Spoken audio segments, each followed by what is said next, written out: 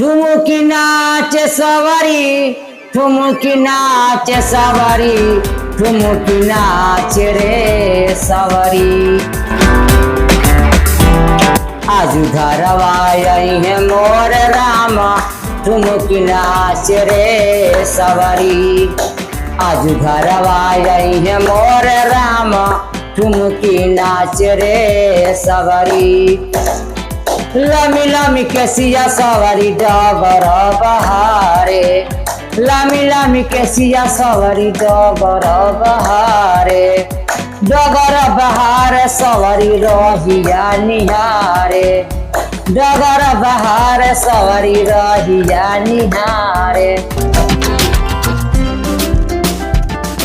यही रही है मोर राम, ठुमुकी नाचे रे सवारी। यही रही आई है मोर राम, ठुमुकी नाचे रे सवारी। आजू घरवा आई है मोर राम, ठुमुकी नाचे रे सवारी। आजू घरवा आई है मोर राम, ठुमुकी नाचे रे सवारी।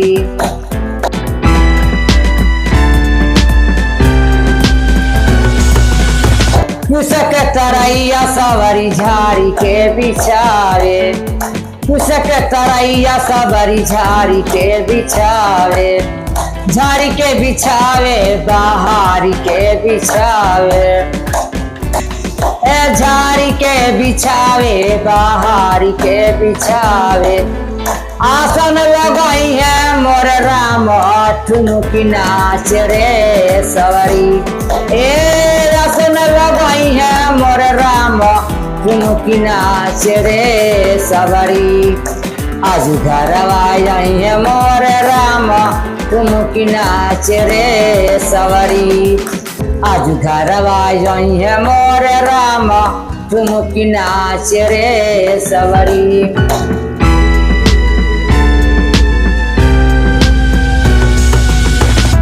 मीठी मीठ बैरिया सवारी जंगल से लावे, मीठा मीठ बैरिया सवारी जंगल से लावे। जंगल से लावे हो चीख के लियावे, जंगल से लावे हो चीख के लियावे। भोगवा लगाई है मोर राम, ठुमुकी नाच रे सवारी।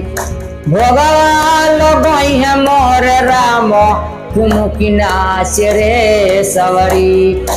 आजू घरवा आई है मोर राम, ठुमुकी नाच रे सवारी। आजू घरवा आई है मोर राम, ठुमुकी नाच रे सवारी। जब सवारी जी भगवान राम नी कुटिया में आ गई नी, उनका पाँव पखार दिली, पाँव पखार के जन ले बैल तो प्रभु श्री राम जी की आगे परस दिली कि प्रभु एक भोग लगाई। तो कभी कौन लिखनी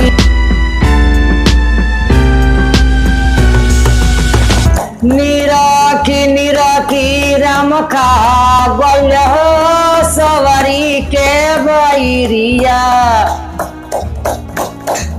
निराखी निराखी राम खा गइल हो सवारी के बैरिया। राम जी खइले लखन जी फेंकले, राम जी खइले लखन जी फेंकले।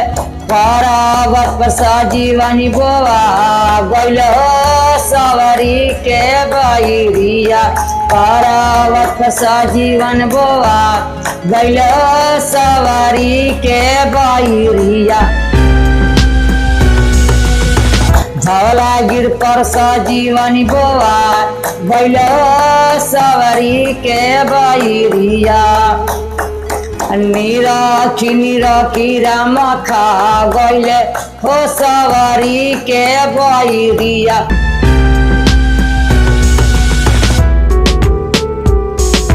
लागी जब सकती लखना गिरले मूरछित लागी जब सकती लखना गिरले मूरछित बैदस से न बता गईले ओ सवारी के बैरिया बैदस से न बता गईले ओ सवारी के बैरिया निरखी राम पा गईले ओ सवारी के बैरिया निरखी राम पा गईले ओ सवारी के बैरिया।